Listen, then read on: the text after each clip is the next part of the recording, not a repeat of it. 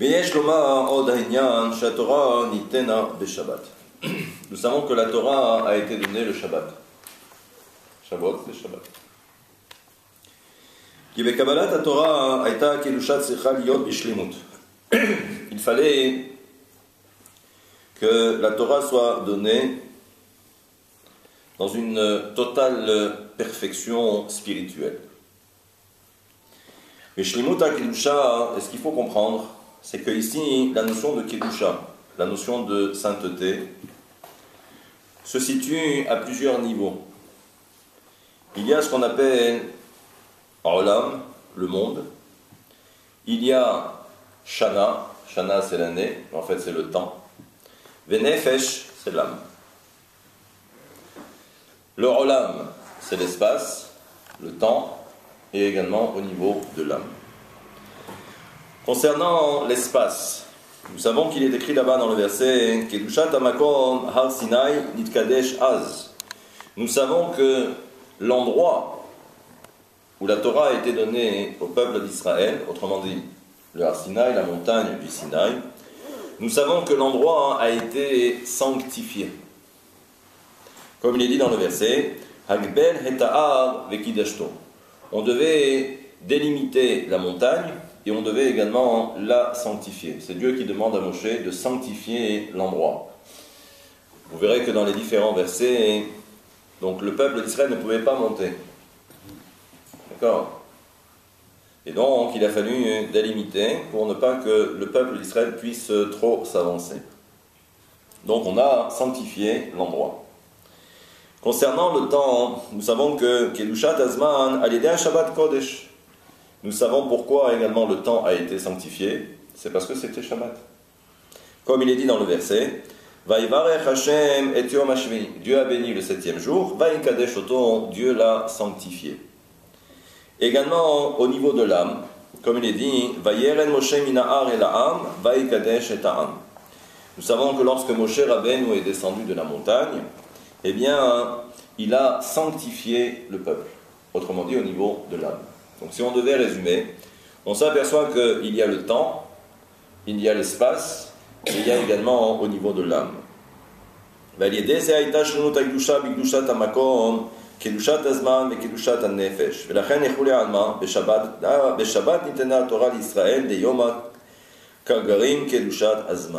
donc de là, il faut comprendre que Shavuot a été donné le jour de Shabbat. Et on va voir que ça aussi, ça a son importance.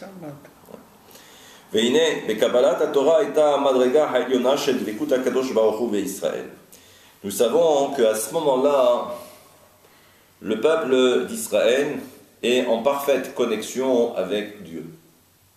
C'est cette notion de Devekut. Davek en hébreu, ou Devek plus exactement en hébreu, c'est de la colle. Dvekut, c'est être lié à. Et donc on voit que, comme va le dire justement le Talmud, dans le traité de Ta'anit, il dit là-bas, Beitera sheitera lo immo. Nous savons qu'à ce moment-là, et c'est une image qui est donnée, là on fait référence également au mariage. Parce que, comme le dit le Midrash, la fête de Shavuot, en fait, c'est un mariage. C'est le mariage entre le peuple d'Israël et Dieu. Et comme pour un mariage, il faut une ketouba, eh bien la ketouba, c'était justement la Torah. Et le Midrash va même beaucoup plus loin, il nous dit que lorsqu'il y a un mariage, eh bien justement il faut une choupa, il faut un dénuptial. Et comment on va trouver un dénuptial pour rassembler tout le peuple d'Israël? Eh bien le Midrash nous dit que Dieu a soulevé la montagne du Sinaï en guise de choupa. Et donc c'est pourquoi... Lorsque le roi Salomon dans le Shirachirim nous dit on voit que c'est comme si la mère, la maman, a placé une couronne sur la tête de son fils. Beyom hatunato, le jour de son mariage. Et là on nous dit Ze matan Torah. Ça c'est le don de la Torah. Umatzinu bechazal. Nous savons que le Shabbat équivaut à toutes les mitzvot de la Torah. Le Shabbat. Keneged Kulam. Ça, c'est ce que nous récitons tous les matins, qui est rapporté dans la Mishnah dans PA. Et nous savons également que l'étude de la Torah équivaut à toutes les mitzvot de la Torah. Comme c'est rapporté, chez Kol Taryag Mitzvot, Em Taryag Itin. Maintenant, ce qu'il faut comprendre, c'est que lorsque la Torah nous dit qu'on fait état de 613 commandements, c'est quoi ces 613 commandements? Le Zohar nous dit, ça c'est ce qu'on appelle Itin, Ve'etzot. En réalité, ces 613 commandements, ce sont 613 conseils. Le Zohar nous dit Itin, ce sont des Etzot, ce sont des conseils. Chez Yehudi, Yedavu Be'Hashem Yidbarach. C'est-à-dire que les 613 commandements, ce sont 613 canaux qui permettent à l'homme justement d'être en connexion parfaite avec Dieu. Omnam bet inyanim elu haTorah veShabbat Kodesh hem etzem inyan dvekut HaKadosh Baruch Hu veYisrael. Et il faut comprendre que ce n'est pas pour rien que Shavuot a été célébré, où le peuple d'Israël a reçu la Torah un Shabbat. Comme si en fin de compte on avait la Torah et on avait également le Shabbat. Parce que les deux, comme vous allez le voir, ne représentent qu'un. Et c'est pour ça que le Zohar Hadash, il dit là-bas que Oraita c'est la Torah. Kutsha Berichu c'est Dieu. Et Israël, Kulehu mitkashrim kechada. Les trois ne font qu'un. La Torah, Dieu et Israël. Veita shatorah kedusha iva bachibur. Et nous savons également que la Torah, c'est ce qu'on appelle le Vav Ahibur. C'est quoi le Vav Ahibur? C'est le Vav qui permet la jonction, le lien. D'accord? Ben he ila'a amerumaz lekutsha berichu le'et eta'a. Et là, donc, ce que dit le Zohar, il dit que, en fait, quand vous regardez le nom de Dieu, le tétragramme, c'est Yud, Ke, Vav, Ke. Le Yud, on va le laisser de côté. Nous avons le He, la première lettre He, qui est dans le nom de Dieu. Ça, c'est ce qui correspond à Dieu. Ensuite, il y a le Vav. Le Vav, c'est la Torah. Et le dernier He, la dernière lettre He du nom de Dieu, c'est le peuple d'Israël. Et c'est comme ça que les trois ne font qu'un. Et c'est pourquoi on appelle ça que la Torah, c'est le Vav Ahibur. C'est le Vav qui permet la jonction entre le premier He et le deuxième He. Entre Dieu et le peuple d'Israël. Et nous savons également que si la Torah permet ce lien, cette jonction entre Dieu et le peuple d'Israël, on va voir que le Shabbat également établit cette jonction entre Dieu et le peuple d'Israël. Et ça, on l'apprend d'où? Veshameru beni Israël et Shabbat, la'asot et Shabbat, et dorotam, beit olam, béni, Uven beni Israël, entre moi et les enfants d'Israël. Ot hi, c'est un signe, les olam, qui sera éternel. Knesset Israël, yé ben zukra. Haïn, Shabbat Kodesh, Ligam, Kemefrinat, Nisoim, Kivyachol. Et là aussi, il y a un midrash qui nous dit que le Shabbat est venu se plaindre. Le Shabbat est venu se plaindre auprès de Dieu. Le dimanche a le lundi. Le mardi a le mercredi. Le jeudi a le vendredi. Et il dit, et moi Shabbat alors, je reste tout seul. Il dit non, ne t'inquiète pas, il y a le peuple d'Israël.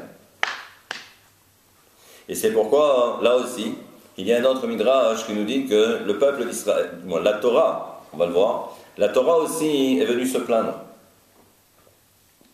Elle a dit à Kadosh Baruch Hu, mais lorsque les enfants d'Israël, c'est très bien, mais quand ils vont rentrer en Israël, ils vont devoir travailler. Donc, ils vont m'abandonner, ils vont m'oublier. Alors c'est pourquoi le Midrash nous dit qu'Akadosh Baruch Hu va dire à la Torah, ne t'inquiète pas, il reste le Shabbat. Le Shabbat, c'est le jour exclusif où il faut étudier la Torah. La reine bet inyalim shekulim keneged kol hamitzvot. Et donc on voit que la Torah et le Shabbat sont supérieurs à toutes les mitzvot de la Torah, ou équivaut à toutes les mitzvot de la Torah. Parce que ce qu'on a compris, c'est que les mitzvot, ce sont des conseils. Il faut comprendre que les mitzvot, ce ne sont que des conseils. Simplement pour permettre à l'homme de s'approcher le plus possible de Dieu. Par contre, le Shabbat et la Torah, ça fait partie justement de ces sommets, de ces niveaux supérieurs. Justement pour se rapprocher de Dieu et pour être lié à Dieu. Comme il est dit, béni Uven Béné Israël. C'est un lien entre toi, entre moi et le peuple d'Israël. Donc on voit bien qu'il y a cette connexion, il y a ce lien. Ve'alken Shabbat, Nitena Torah l'Israël. Donc on comprend maintenant pourquoi Shavuot intervient le jour de Shabbat. Ça a été donné le jour du Shabbat.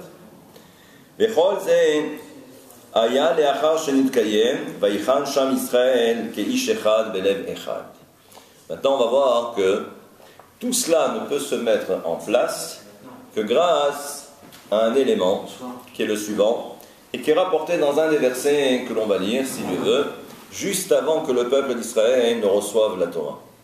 C'est quoi ce verset? Il y a écrit Vaïchan Sham Israël. Le peuple d'Israël a campé là-bas devant la montagne du Sinaï. Et là-bas, on nous dit, ça veut dire quoi Vaïchan au singulier, alors que normalement, on aurait dû employer un pluriel. Vaïchanu.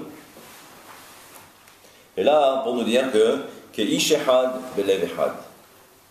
Ils ne formaient plus qu'un seul cœur, et ils étaient considérés comme un seul homme.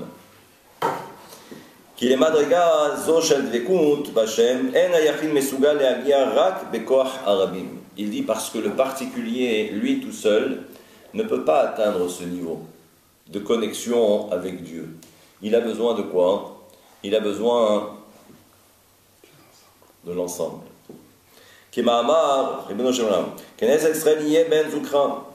Ma sheyehudim mitchavrim yaha b'itkashrut v'vekut zeu aben zug le Shabbat. Et donc il nous dit, quand est-ce que l'on devient le partenaire du Shabbat? C'est lorsque tout le peuple d'Israël ne forme qu'un seul homme et avec un seul cœur.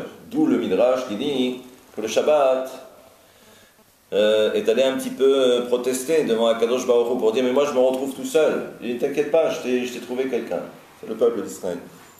Et c'est pourquoi il est dit dans la prière que nous récitons Barchenu avinu kulanu ke'echad be'or panecha. Et là-bas, si je traduis, Barchenu, bénis-nous, avinu, notre maître, notre père, pardon. Kulanu ke'echad, tous ensemble. Kulanu, tous, ke'echad, comme un.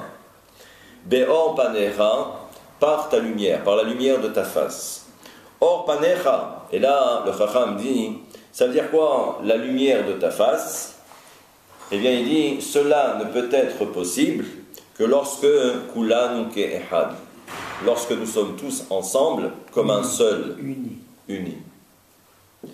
Umishum kach, ka'asher nitkayem vayihan sham Israël, et lorsque c'est réalisé justement cette unité au sein du peuple d'Israël, azaya azman al-gevoa ve'amesugal ekach. Il dit à ce moment-là, c'était véritablement le moment, le temps pour recevoir la Torah. Et c'est pourquoi ils ont atteint ce niveau supérieur de Dvekut B'Hashem, où ils étaient vraiment liés à Dieu. Ve'alpi ze v'yamaran, ha'inyan sheberov hashanim korim betorat parashat bamidbar ve'shabbat kodem hag hashavuot. Et c'est pourquoi l'auteur nous fait remarquer ici le Netivot Shalom. Il nous dit, c'est pour cette raison que la plupart du temps, la paracha de Bamidbar tombe généralement avant Shavuot. Et c'est le cas, bien évidemment, cette année. Il dit pourquoi? Parce que dans cette paracha, de quoi on parle dans la paracha de Bamidbar? Yeshno Inyam Klal Israël. On parle de l'ensemble du peuple d'Israël. Et ça veut dire quoi? Kimromaz bemispar bene Israël. Parce que c'est à ce moment-là que l'on va recenser le peuple d'Israël. Shenim nu kulam yachad. Parce qu'ils ont été recensés,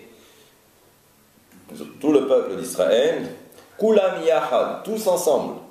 Shezo achana. Et c'est ça justement la préparation, les prinat kabbalat à Torah. Et il dit c'est justement cela. Pour que le peuple d'Israël puisse recevoir la Torah, il faut que tout le peuple d'Israël soit réuni. Et nous qui recevons la Torah tous les ans par Shavuot, est-ce qu'on est réunis? Amitra Deshet Bechol Shana Vashana, qui se renouvelle justement d'année en année.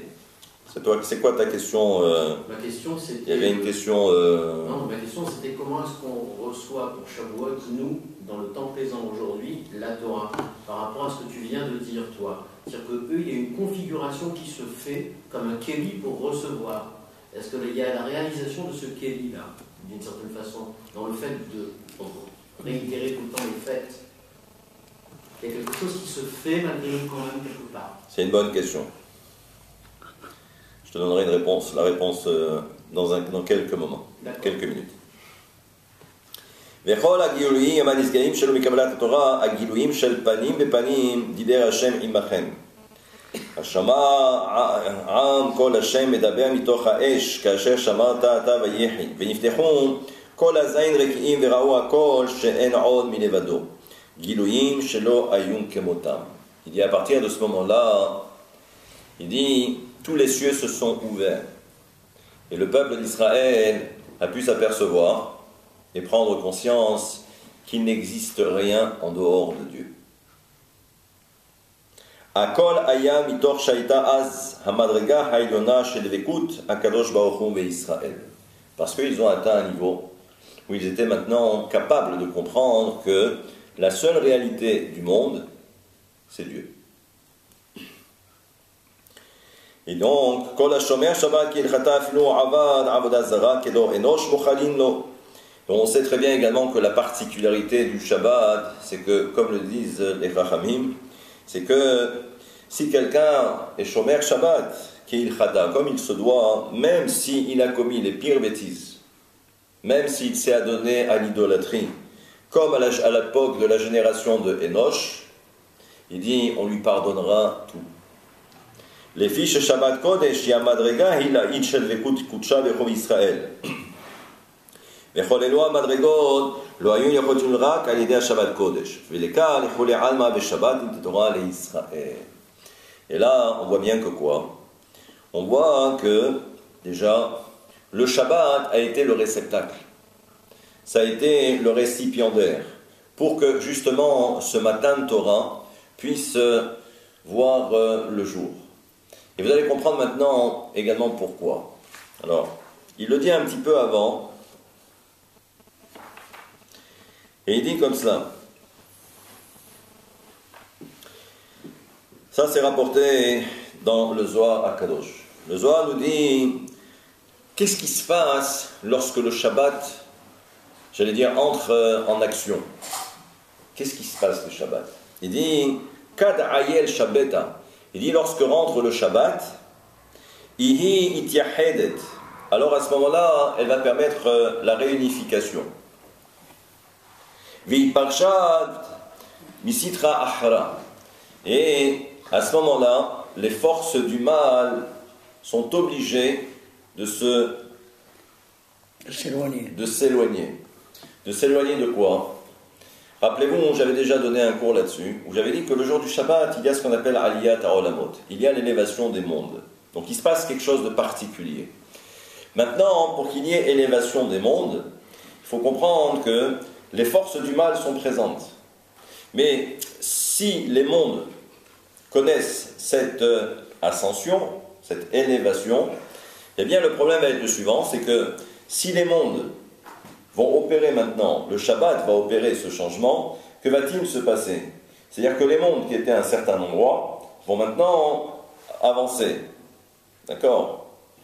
Maintenant, si tout autour les forces du mal sont présentes, ça veut dire qu'elles également vont devoir également monter. Mais si elles montent, ça veut dire qu'elles vont recevoir elles également une énergie. Et tout le but, c'est justement que les forces du mal ne puissent pas récupérer cette énergie. Il dit, c'est ça la force du Shabbat. C'est que lorsque la lumière du Shabbat se dévoile à tous les niveaux, dans les mondes, à ce moment-là, les forces du mal sont obligées de lâcher prise. De lâcher prise. Et c'est pourquoi il dit comme ça, Vechol, Shultan et Rogzim. Et il dit maintenant, tout ce que l'on pourrait appeler les colères qu'il peut y avoir dans les différents mondes. Quand il parle de la colère, c'est la rigueur, c'est le din, c'est les forces du mal qui veulent... Bon. Au mare des dina, et également tout ce qui est din, tout ce qui est rigueur, kulle ou alkin, ils sont obligés de se sauver. Tellement la lumière du Shabbat qui se dévoile est grande, et ça les aveugle. Haïnu shekol kochot aklipot, borhinu mistalkim beshabbat kudsha vericho, venish'a beshabbat kodesh, venish'a ra koch hakedusha. Et si les forces du mal sont obligées de fuir, alors à ce moment-là, il n'y a que de la kedusha, il n'y a que de la sainteté. Et ensuite, dans tous les mondes, il n'y a que de la Kedusha. Donc on voit que le Shabbat, il se passe quelque chose. Donc on comprend bien que ce que dit ici l'auteur, c'est que ce n'est pas pour rien si Shavuot a été donné au peuple d'Israël un Shabbat. Parce que pour que cette connexion avec Dieu puisse se faire, puisse s'établir, eh bien, il faut que, également, au niveau de l'individu, il faut également que l'individu soit nickel chrome.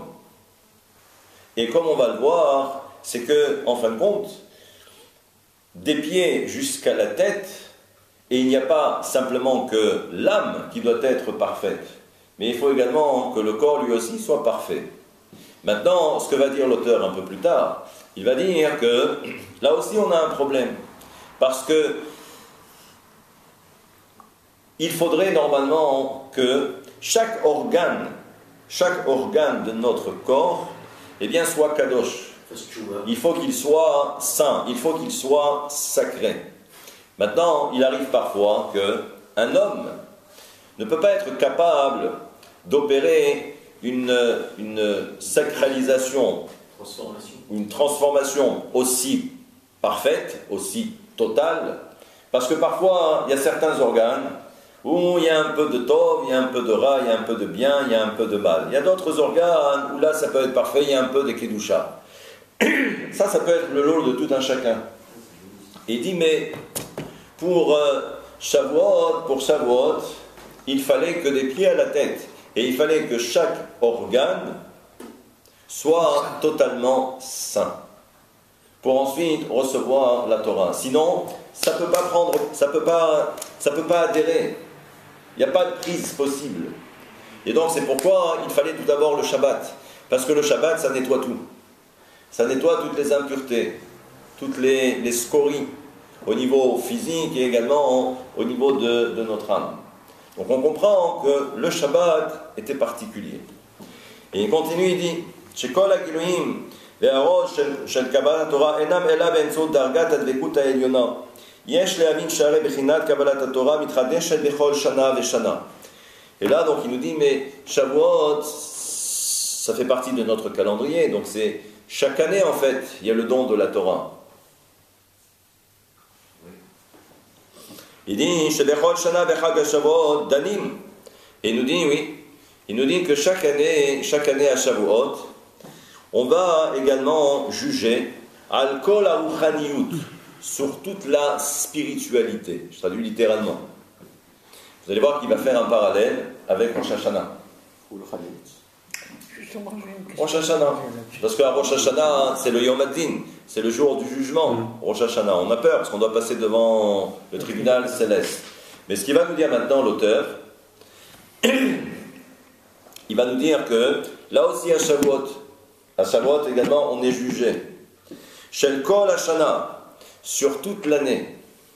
Et vous allez voir que lui-même va poser la question, il va dire, mais alors pourquoi on a besoin de... Si c'est sur toute l'année, d'accord, donc ça comprend également Rosh Hashanah, alors pourquoi on a deux? On a Rosh Hashanah et on a Shavuot, à quoi ça sert? Donc il va dire, קיום בחינת זמן מתן תורתנו וחג השבועות אינו חל בשבת קודש ואיך מתקיים עניין זה Donc il va poser la question, déjà dans un premier temps. Il va dire, il répondra à ce que je viens de dire. Il va dire que, mais, bon, quand on a reçu le premier Shavuot, lorsqu'on a reçu la première fois le don de la Torah, on a dit que c'était un Shabbat. C'était un Shabbat. Mais il dit après chaque année, les années qui vont suivre, c'est pas forcément que ça tombe un Shabbat. Donc il dit alors qu'est-ce qu'on va faire?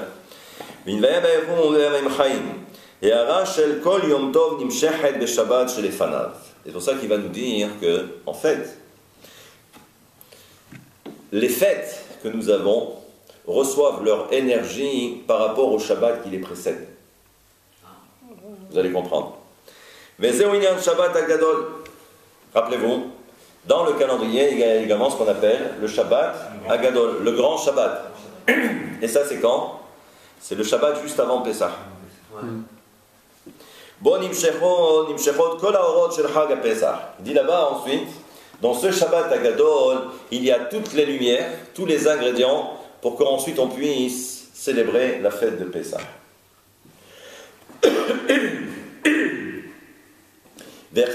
Shabbat Shuvah. Shabbat Shuvah, c'est quand? C'est juste avant Kippour. Donc on l'a appelé le Shabbat de la pénitence. Pourquoi? Il dit parce que le Shabbat Shuvah se dévoile justement tous les ingrédients pour que l'on puisse ensuite célébrer la fête de Yom Kippour. Et il nous dit également le Shabbat qui est juste avant Rosh Hashanah. Donc tout se prépare le Shabbat qui est juste avant. Il dit par exemple que nous on croit que c'est à Rosh Hashanah. On va savoir si on va avoir une bonne parnassa pour l'année, si on va recevoir un peu d'argent, pas un peu d'argent, si on va avoir une bonne santé, pas une bonne santé. Il dit en fait, tout se prépare le Shabbat juste avant Rosh Hashanah. Akol nikva beShabbat shelifnei Rosh Hashanah. Les fiches Shabbat Kodesh, itechila le mikra el Kodesh. Il dit parce que le Shabbat, c'est ce qui prépare le Kodesh. C'est ce qui prépare l'appellation sainte, Mikra et Kodesh. Toutes les fêtes sont appelées Mikra et Kodesh. D'accord? Mais en fait, c'est le Shabbat avant qui prépare tout. Donc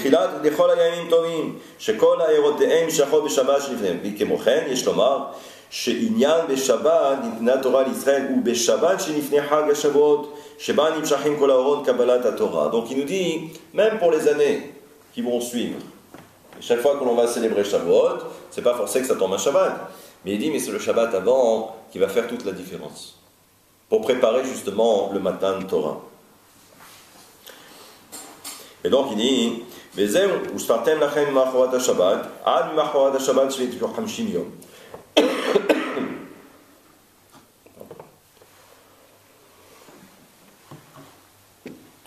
donc il dit que, on avait posé une fois la question, on avait dit que le début du Homer est appelé Mimachorat Shabbat, le lendemain de Shabbat.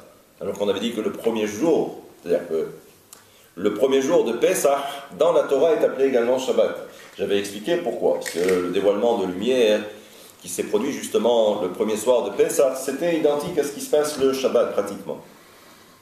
Et on voit également que lorsqu'on arrive au 49e jour, donc on va arriver au 50e jour, on va voir que la Torah également va parler de Shabbat.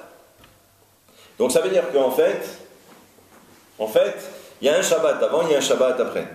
Comme si en fait, on était à l'intérieur.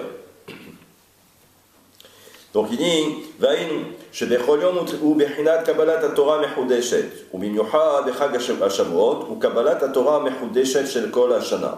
Pardon, j'ai dû sauter quelque chose. Donc il dit qu'à Shavuot, on devra apporter mincha hadasha, une nouvelle offrande à Dieu. Mincha hadasha merumaz le'inyan kabbalat haTorah, shekol haTorah ne'ema bechol yom yiyu be'enecha kehadashim. Et là-bas on parle de quoi? Il dit que la Torah est appelée justement une nouvelle offrande. Pourquoi une nouvelle offrande? Pourquoi une nouvelle offrande? Parce que le verset nous dit que on doit considérer la Torah, ou la Torah à nos yeux, doit toujours être kehadashim, comme quelque chose de neuf, de nouveau. Parce que la Torah, elle doit se renouveler. Et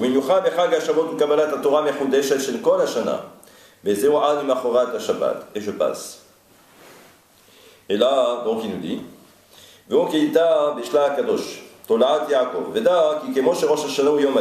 voilà. Donc il dit, et ça c'est au nom du Shla Kadosh, le Shnei Luchot Abrit, et lui-même rapporte ça dans un sefer qui s'appelle Tolaat Yaakov, que j'ai à la maison d'ailleurs. Veda, ki kemosh Rosh Hashanah ou Yom Adin.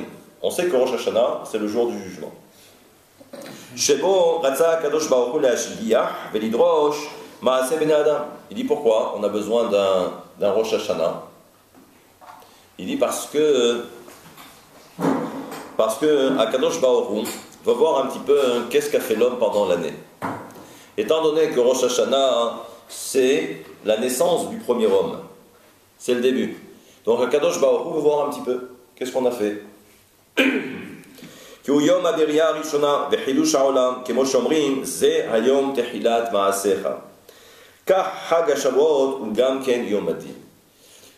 Shavuot aussi est appelé le Yom Hadin, le jour du jugement. Alors maintenant, combien il y a de jours de jugement? 2 dans l'année. Combien il faut? Beaucoup. On va voir que là aussi, il y a un renouveau dans la création. Il y a le renouveau au niveau de l'homme, mais il y a également le renouveau au niveau de la création. Et c'est pourquoi il est dit, Bereshit bara. Bereshit bara, c'est le début, c'est le commencement. Au commencement, créa Elohim, Dieu. Bishvil Torah shenikret Reshit. Pourquoi le monde a été créé? À cause de Reshit. C'est quoi Reshit? Reshit, c'est le commencement. Mais ça veut dire que la Torah aussi est appelée Reshit. Donc si je reprends, B Reshit, le B en hébreu c'est dans. Dans le Reshit, ou par rapport au Reshit, qui est appelé la Torah, Dieu a créé la Torah, a créé le monde, pardon. Et que nous savons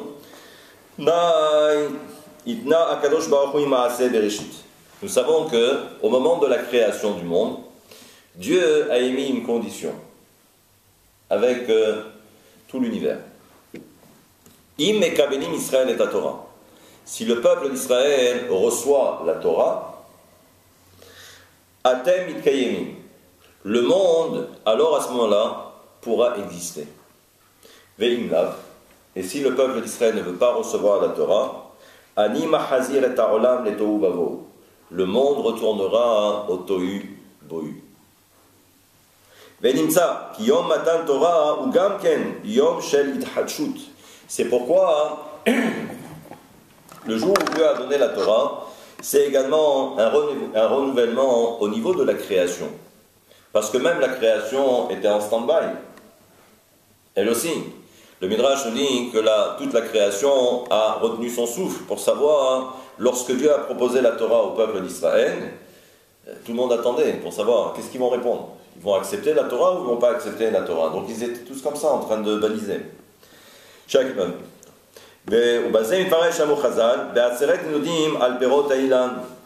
Et là, c'est pourquoi on comprend maintenant que à Shavuot, les arbres sont jugés.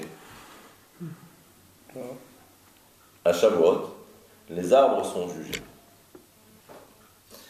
Ilan, c'est quoi Ilan? C'est quoi un arbre? Ilan, c'est un arbre. Il y a ici, eh bien, on comprend que ce Ilan-là, cet arbre-là, c'est l'arbre de Dieu. Et à quoi on fait référence? Il dit, et les pérotes, et c'est quoi les fruits? Puisqu'on parle d'un arbre, donc il faut les fruits. Il dit que ce sont les âmes. Les enfants. Les âmes. Les âmes. Les âmes. Beyom Matan Torah Danim Al Neshamot Israël. Le jour de Matan Torah, on va juger les âmes du peuple d'Israël. She'em Perot Illano, parce que ce sont les fruits de l'arbre de Hakadosh Baruch Hu.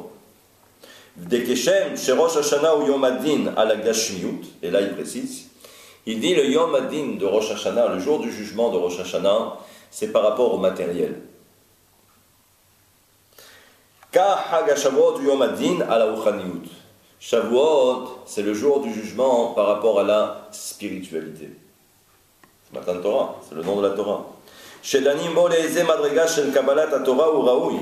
Parce que là, à ce moment-là, et là, il faut comprendre que chaque année à Shavuot, c'est pas le même Shavuot.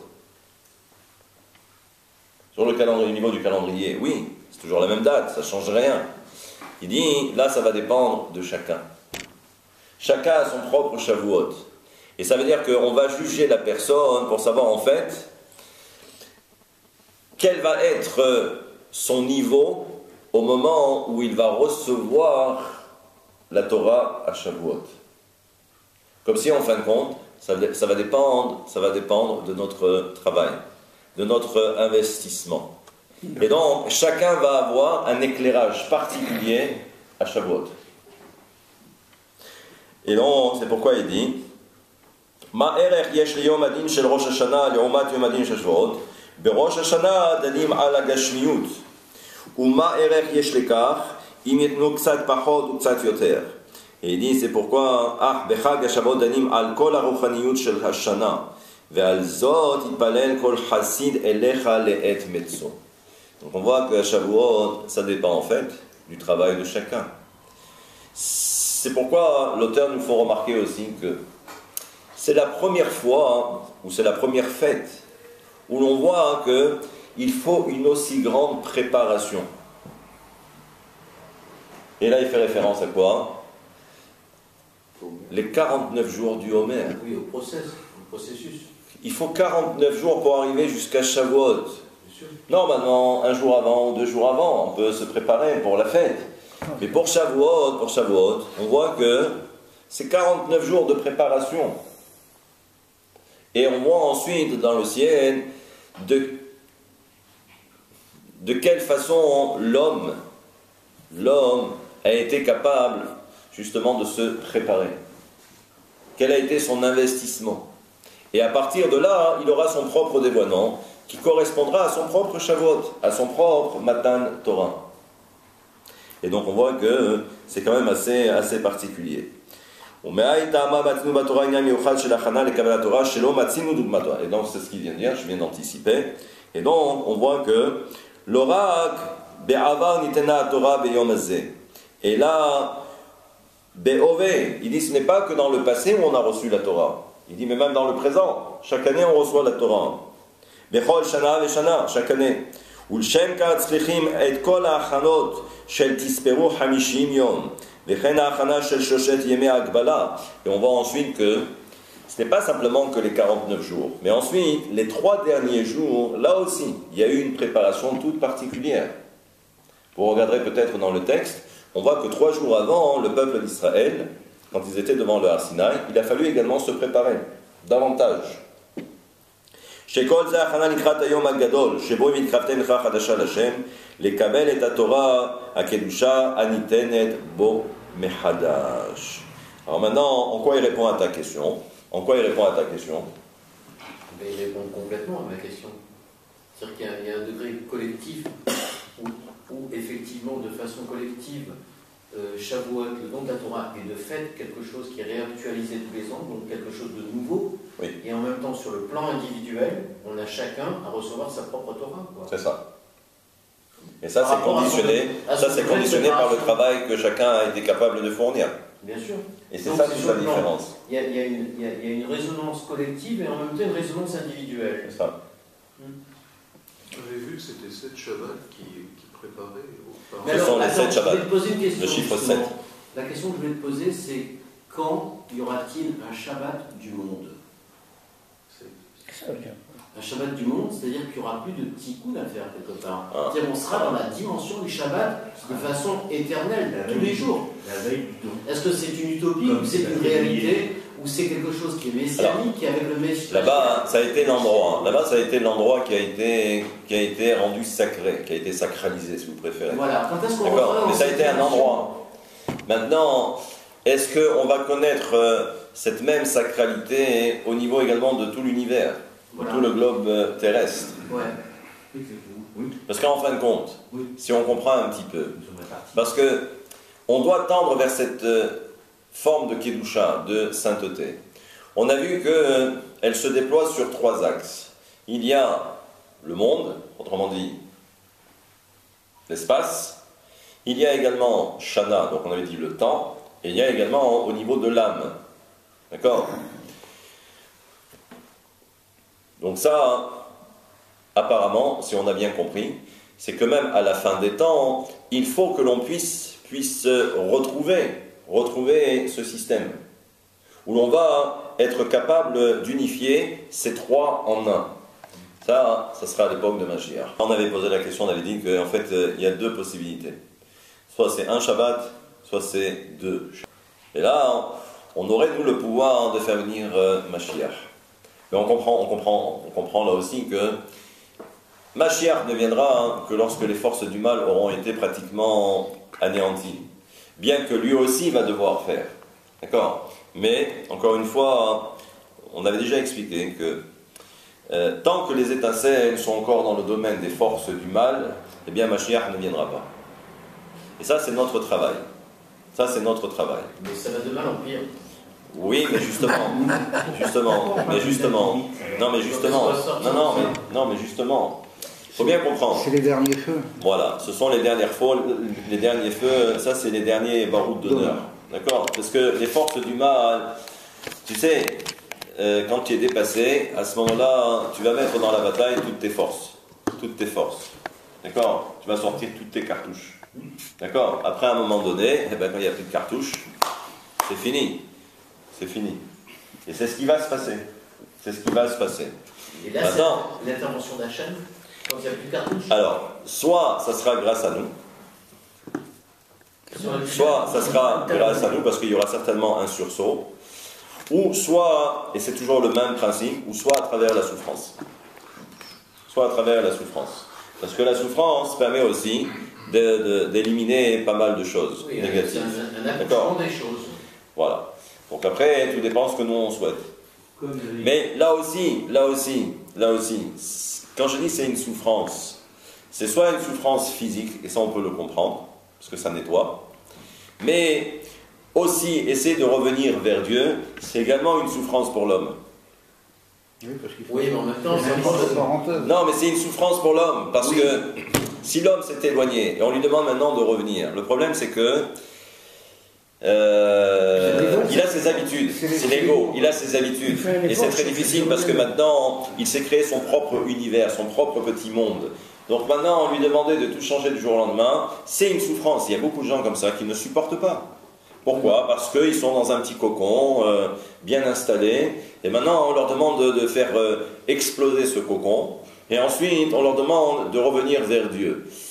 C'est très difficile, c'est une souffrance. Donc soit on aspire à une souffrance, mais il vaut mieux qu'elle provienne de nous, une souffrance, j'allais dire presque active, ou soit ça va être une souffrance passive, et là, ça va être compliqué.